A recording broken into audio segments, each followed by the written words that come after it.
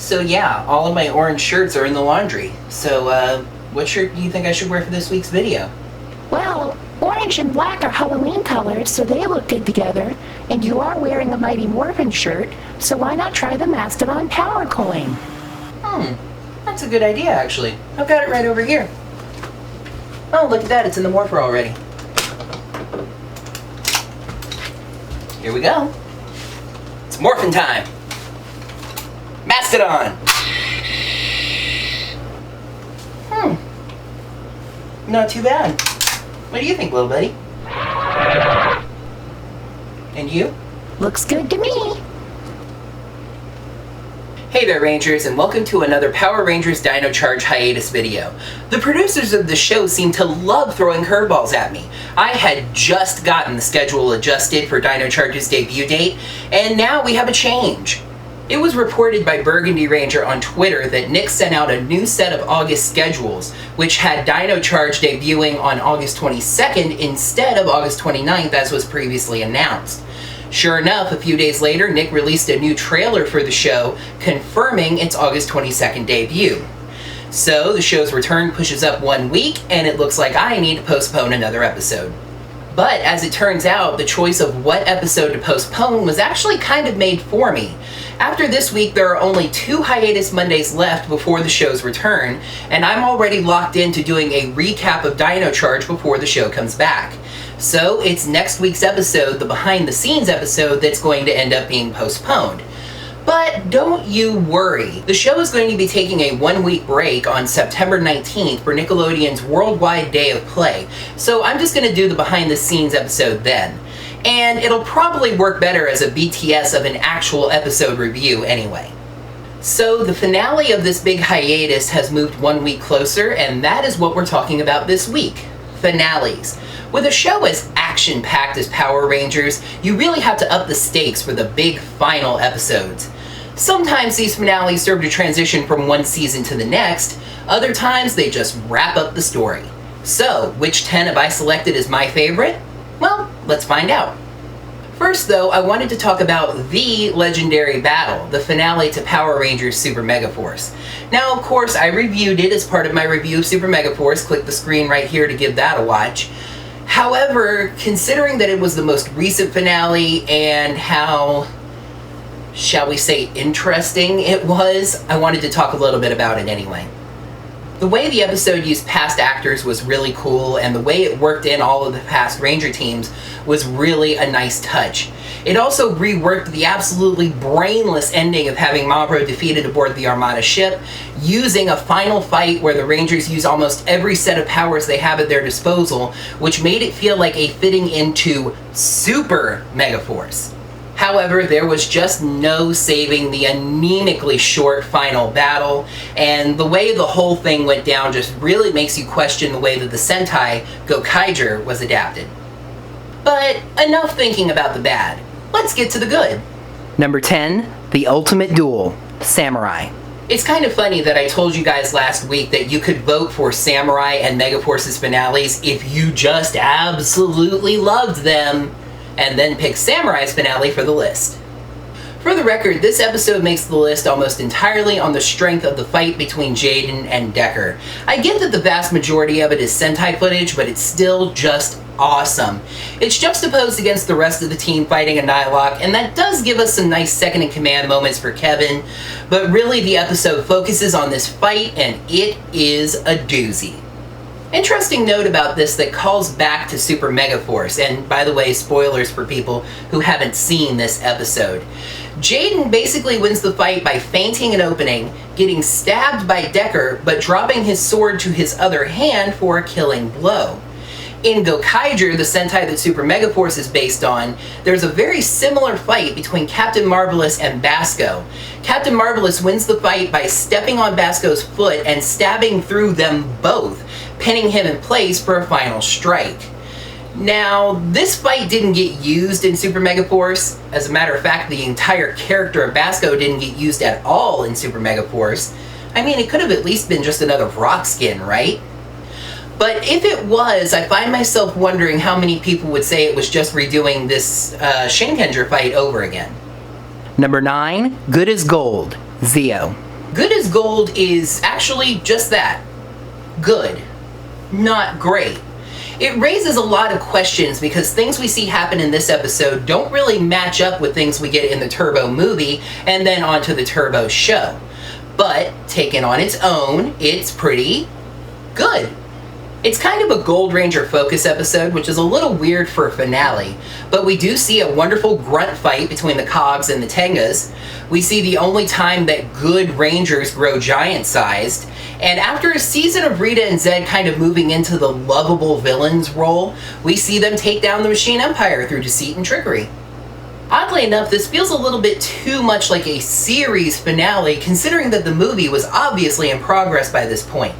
The main bad guys get defeated, Jason loses his powers, and considering that he was our Gold Ranger, that does feel a little finale-esque. And there's absolutely nothing hanging in the story. I suppose that was to let the Turbo movie tell its own story, but consider this. In researching these finales, I learned that there was actually a series of non-canon shorts before the third season of Mighty Morphin that hinted to the arrival of Zeo. It seems like they could have done something similar to at least hint at the possibility of Turbo. Number 8, Journey's End, Lost Galaxy. I don't think I've made it any secret that I found Lost Galaxy a bit dry and boring, but it had a pretty good finale. Trakina really grows into her own as a villain here, changing from the lovable type of villain that we saw near the start of the season into something truly evil and menacing. A character change that was at least partially brought on by her merging with Deviat, sure. You get a real sense of looming doom. Looming? With Terra Venture's engines failing and then crashing on a moon. But then it gives you a false feeling of hope with the landing parties landing on Miranoi, before Trakina launches her final attack. Leo and Trakina's final battle is great, and unlike a lot of Power Rangers finales where the battleizer is just destroyed to showcase the villain's power, here it is used to destroy the villain, again, or so we thought. Leo grinning through his broken helmet and the Galactabeast holding a fireworks celebration are just moments of hope and happiness that help to put a nice ribbon on things. Number 7, Danger and Destiny, RPM. When discussing RPM's finale, it should be noted that RPM went through an executive producer change mid-season, and the original producer, Eddie Guzelian, actually had a different finale for RPM planned. Called Ranger Black, it actually possibly would have featured Dylan not surviving the final battle. That being said, something that Danger and Destiny does really well is strikes a good balance of tones. Venjix being able to key into the biofield and delete Zords and even Rangers was a gasp-worthy moment, and served well to strip away a lot of the arsenal that the team had built up over the season. I was a little torn about the way that Venjix was defeated. On the one hand, it's completely fitting that a villain based on technology wasn't just overpowered by more technology. But on the other, there's something almost a bit cartoonish about him being beaten by the command base just falling on him. Also, this might be a really weird and kind of picky complaint, but was anybody else bothered by the fact that he wasn't just, like, skewered by that little pointy tip part? I mean, it would have crushed him either way, it just seemed like a weird thing to avoid. Number 6, Endings, SPD. I've always loved how cleanly SPD wraps up. We get the return of the A-Squad and the battle against them, which helps represent how our heroes have grown from the backups into the actual Rangers. I also really love how that fight between them goes. The A-Squad dominant at first, but the B-Squad coming back with their superior determination. The Rangers are saved from Grum by Piggy's heel turn on a heel turn, finally cementing his loyalties, and Doggy finally gets his long-awaited vengeance-filled battle with Grum. It's not very often that a mentor or a 6th Ranger lands the final blow. Everything does wrap up almost too neatly and cleanly, but it's still enjoyable. Number 5, End of the Power Rangers, Wild Force. First things first, the title of this episode was not mincing words. This was going to be the end of Power Rangers as a show. This was the last season filmed in the United States, and Disney's purchase of the property occurred during the show's early production. They never intended to create new episodes of the show. They were actually purchasing Fox Family, and Power Rangers was thrown in, and they were just going to air reruns. It was only moving production to New Zealand that convinced Disney to continue making new episodes of the show. This is another one of those false ending finales, as Master Org is seemingly defeated, and reformed villains Jindrax and Toxica get to walk into the sunset. But then Org resurrects in his more powerful form, and he just wreaks havoc. The Wild Zords are destroyed, the Animarium is torn from the sky, and the Rangers lose their powers. They actually show some amazing determination in facing off against not only an entire army of putreds, but a giant Master Org with no powers whatsoever. However, the resolution to this episode just feels really cheap. The Wild Zords just show up again. There's no explanation as to how they come back. What's more, all the Wild Zords show up, even the ones that the Rangers hadn't found yet. On a side note, the Sentai Gao Ranger explains that there are 100 of these things, a note that Wild Force never really got around to. Master Org had done everything he needed to do to win. Destroy the Wild Zords, depower the Rangers. And then the Rangers get to win because good always beats evil? Don't get me wrong, it's not like I was rooting for Master Org, but I just wish there had been more of a clear explanation as to what happened. I mean, come on, who wrote this anyway? Jonathan Zacher? Oh, well now it makes sense. Number 4, Chase into Space, Turbo. There's not a ton to like about Turbo, and even this finale has its flaws. As I mentioned in my bottom 10 villains video, I hated Divatox, and it's just nails on a chalkboard that she was the one that defeated the Power Rangers. The Piranhatrons are terrible grunts. There's an idea for a top 10 video. And it's them that overrun the command center. But the fact of the matter is, this episode just did an excellent job of showcasing overwhelming odds and hopelessness. The destruction of the power chamber is epic as they break in from all sides, and the Rangers can barely hold their own. Elgar destroying the time warp tube is one of the few smart things he ever did, but it was a crushing blow. Even smaller moments like the Rangers hiding in the rubble, powerless and scared, really just showcased the emotion of the moment. And it ends with perhaps one of the strongest determination moments a Ranger team has ever shown. Going into space to chase after the villain that just wiped the floor with them. As it turns out, this episode really kind of foretold what a strong season in space was going to be. Number 3, Fate of Lightspeed, Lightspeed Rescue. Personal note, I'm a good bit claustrophobic, so a lot of the impact of this episode might have been personal.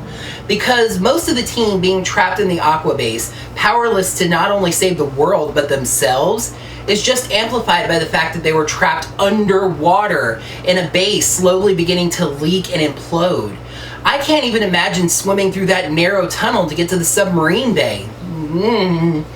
It was a great twist to have the Megazords, the tools the Rangers had depended on to fight giant monsters, be the tools in Banshira's plan. I did find it a little cheap the ways they were destroyed though. The Life Force Megazord was destroyed just by firing some torpedoes into it, and the Lightspeed Megazord was destroyed just by flying something into it. The final battle with Banshira was great though, with the possibility that Carter was going to sacrifice himself to seal her, combined with the she got what was coming to her moment of Diabolico dragging her down into the tomb. Even the final moment with the Rangers so focused on being heroes that they forgot to take back their morphers was a great wrap-up moment for this team. Here's a look back at 10 through 3. It was the Ultimate Duel itself that landed Samurai's finale on the list at 10. Well, I guess gold is only as good as 9 because good as gold lands there. Lost Galaxy's journey ended at Miranoi, Journey's End's journey ended at 8. Danger and Destiny plunged down the list like a command base to number 7. Ironically enough, Endings ended up near the middle of the list at 6. Similarly, End of the Power Rangers ended up at 5. The Chase into Space apparently ends at 4. And it was the Fate of Lightspeed to finish at number 3. It can be kind of anticlimactic when you get to the final two, but it's really obvious which one's gonna win. I mean, yes, we have two candidates, Countdown to Destruction and The End of Time, but I mean, come on. One of these episodes is legendary, considered by many fans to be the best episode of Power Rangers, period. And the other one's just there to be number 2, right? Well, let's go ahead and get this over with. Number 2, Countdown to Destruction, in space. Now I'm throwing you the curveball. But come on now, considering how much I love Time Force, you guys really should have seen this coming. But let's give Countdown its due. It is still an epic episode. The United Alliance of Evil coming together to attack across the galaxy was a foreboding turn of events. And before the Rangers could even decide where to go, their own planet faces a massive fleet of enemies bent on overrunning them. The Rangers fought a losing battle and were forced to hide among the civilians while they regrouped. But they refused to give up. The Earth Rangers on their home world and Andros on his sister. And it was fitting that way. The Rangers that we were more familiar with as Earth's heroes, plus Zane, granted, stood against the bad guys on Earth while Andros went to confront his sister on the Dark Fortress. We get what is perhaps the series' most tragic moment with the death of Zordon, and even Bulk and Skull get their moment in the spotlight, standing up to Astronema on Earth, leading the town's Spartacus moment, and even leading the civilians into battle. It just all ties together into a truly epic episode that would have been a fitting end for the series. Number 1, The End of Time, Time Force. Don't worry, I have legitimate reasons for liking this finale better, not just, yay, Time Force! Wes cared so much for the rest of his team that when he learned that history said that they all died, he sent them away to face the forces of evil alone. Yes, Eric was with him, but I don't really think that factored into his decision. And his team cared so much for him that they could not accept just forgetting him and going on with their lives. Jen gave up what was essentially a happy ending with Alex to risk her life. Really not even risk her life, it was more accepting history's death sentence to be with Wes. And then add to that even with all of that determination, they still could not defeat Ransik. Many Power Ranger villains have a sort of wonky power curve where the Rangers can just get more sure of their quest and what they need to do and defeat the villain even though the team is at the same power level. Ransik's power curve stayed constant.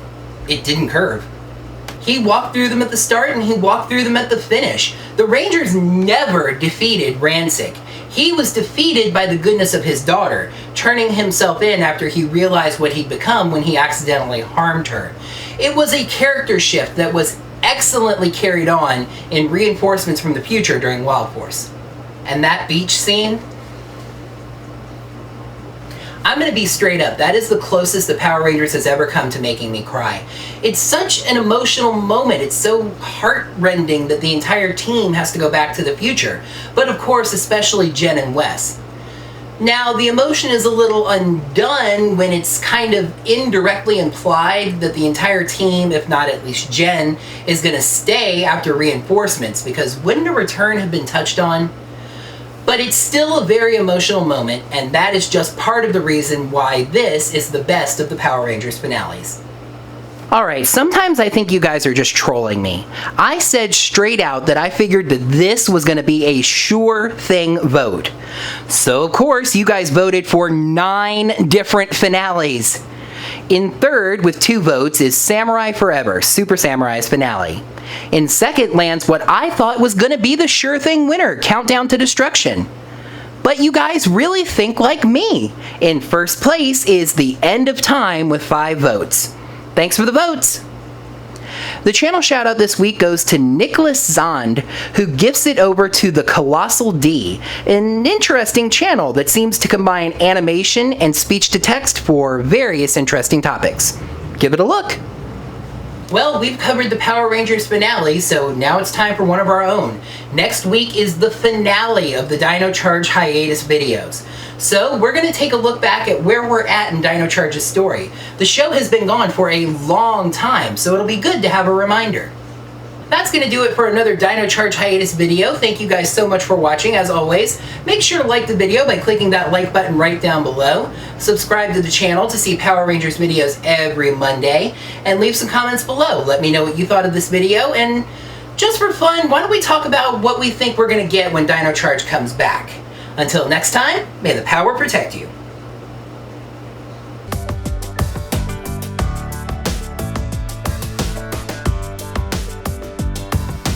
It's definitely an intelligence, but it's sort of blank. Almost like it's more the capacity for an intelligence. It just needs something to fully manifest. Oh, hi, Dino Gun. What's that? You can? What do you think is going to happen? Well, I guess it's worth a try.